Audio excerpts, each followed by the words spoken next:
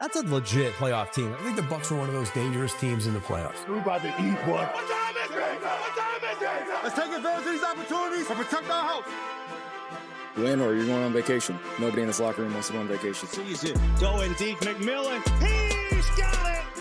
Oh, he is dropped. Mayfield flips it out. Irvin gets in. Where this Tampa Bay Buccaneers team is and what they came back from, still winning the division 4 times in a row. Rookie quarterback on the road. That's a tall order. One day at a time, let's keep grinding. Ball is sick, loose, Bucs recover. Throws sidearm, complete. This is a kid that has resurrected his career. This has always been the team that you didn't want to get into the playoffs. Down he goes, ball is out, and it's Baker Mayfield's a gamer, and he's got a bunch of studs coming with him. What's going on, sports fans? Welcome to this episode of One on One with BG. And we are celebrating a Victory Monday. And you know what that means?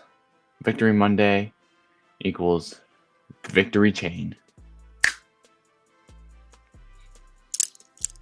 So with that being said, let's get into this segment of One on One with BG. And today, as always, we are going to be breaking down some film from the Week 1 game against the Atlanta Falcons. Not going to lie, they had me in the first half. Now, they swept us last year. Not going to be the case this year. So let's jump into some film. For those of you who don't know, obviously I have film here just over my shoulder, and we are going to break down. So if you see me looking down a lot, it's because I am looking at my screen right here. But any annotating that I do, you will be able to follow along with me. Let's go ahead and get right into it. So first play that we have from scrimmage is on defense.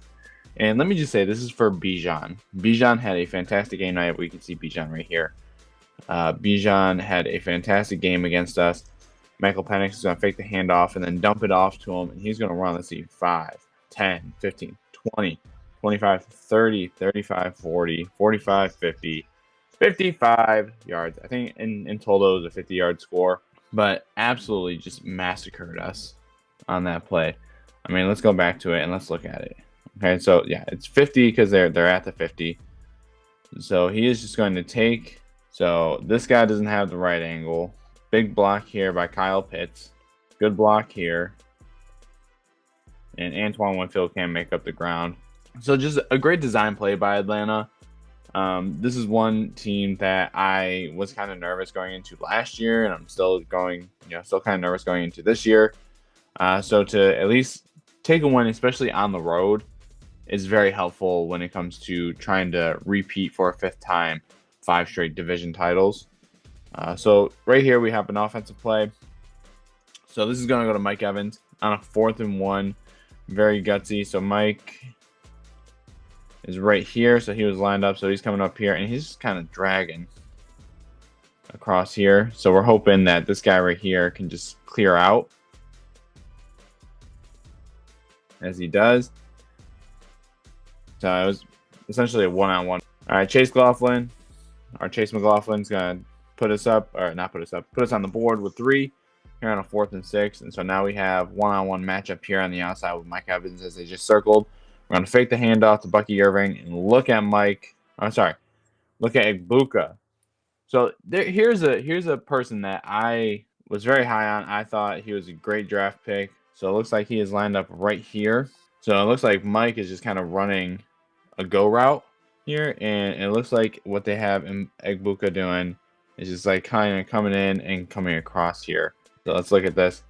So snap the ball, upfield, and then just a simple post route, like a post corner route. And that was his first NFL receiving touchdown. So congrats to him. He had 2 in this game. So yeah, that was a 4th down pickup. Younghoe Koo, who did struggle. Let me just say, kickers this week in general struggled. There were so many missed kicks. Especially in this game, but just in every game across Week 1.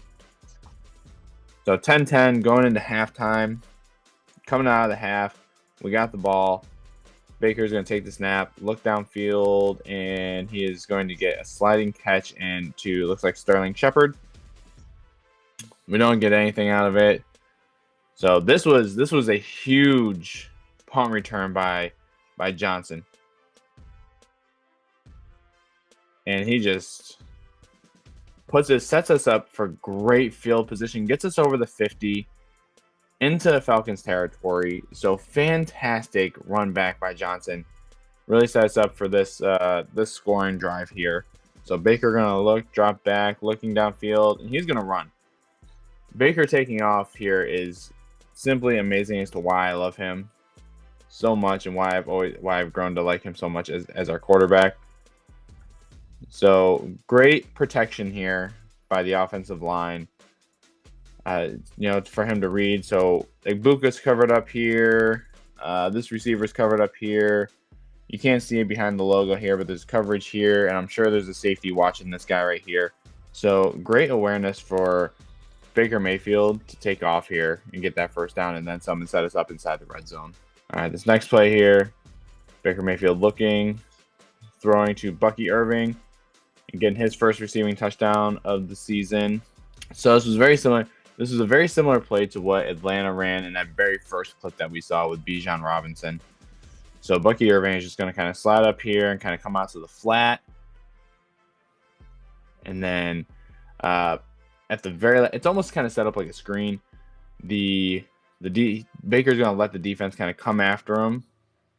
And then at the very last second, dump it off to Bucky Irving, and Bucky Irving's just going to make some magic happen and get the pylon. And so that puts us up 17-10, and then Koo comes up and doinks one in at 17-13. A lot of weird kicks this week. This was incredible. So a little backstory on this play. So it is 4th and goal. Now, mind you, this is after another 4th and goal or another 4th down where Penix actually ran to the outside and got the first down at the 1. And then we had a couple good stands, knocked them back off the 1. So this is like the 5th or 6th play at the goal line that we're defending. And we can see Michael Penix kind of pump fake here and take off. And this was just incredible. This stretch right here was great. Let me see if I can zoom in.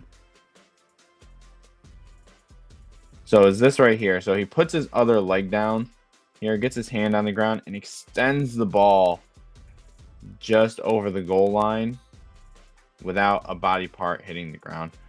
So big. I was thoroughly impressed. I thought he was down. In real time, it looked like his knee came down, but it did not. So great play by Michael Penix Jr. So that puts Atlanta up 20-17. We get the kickoff. Sean Tucker out of Syracuse, my guy, gets us a decent return here, across the 30 to the 35, about the 38. So a good return. And what I saw this season, so they had changed the kickoff ruling to kind of push the kicker back a little bit further because there were so many touchbacks last year. So they wanted to kind of encourage the return kicks. So they pushed them back, I believe, like 5 yards. And we did. We saw a lot of kicks being brought out. There weren't a whole lot of touchbacks. I think they said 3 out of 4 kickoffs. So roughly 75 to 78% of kickoffs were actually returned this week. So our driving, got a minute left, 1 timeout. Baker Mayfield running to the outside looking, lofting it up, throwing it out of bounds. But there was a late hit here at the end of this play, which they're not going to show, of course. So basically what had happened is Baker Mayfield took the ball and they basically tackled him by the legs is essentially what happened. So that gives us a first down. And so still driving, minute left. Baker looking downfield. And this was absolutely beautiful. Just a post route, Egbuka. So not only does he get 2 touchdowns, but the touchdown that he does get is the go-ahead touchdown. Now, I'm not going to say game-winning just yet because it put us ahead. And the Falcons, you can obviously see here, did drive down. So let's back it up a little bit because I want to see this route here. So very similar. So we have trips off here to the right of Baker Mayfield. We got 2 receivers right here, empty backfield. And Egbuka, just a post route. That's all he's going to do. That's all he's going to do is just a post route. So very, very similar to what he ran the very first touchdown that he had. So first one was a post corner. This one was a true post. So Atlanta goes down, and they get it down to a 44-yard attempt. Now, first lineup, I just want to make this clear. First lineup, Tampa Bay calls a timeout. They follow through with the kick, and his kick goes like this. Okay, that's very important. So his first tried kick went just to the left of the upright. Okay, because then he lines up for the second attempt, and he pushes it off to the right. And we hang on to win this game, go into victory formation, and that is that. And I couldn't be more happy than I was after winning this game. My stress levels were so high toward the end of this game. It was incredible. It was incredible. It was exactly everything that you want to see out of a NFC South divisional game. Both of our games last year were one-possession games. This year, it was a one-possession game. We ultimately got the win, so thank you. W chain is on. We're looking forward to next week. Next week, we have the Houston Texans in Houston, who are coming off a loss against the Rams. CJ Stroud has not looked good. He definitely is carrying over that sophomore slump from last year. So it'll be interesting to see.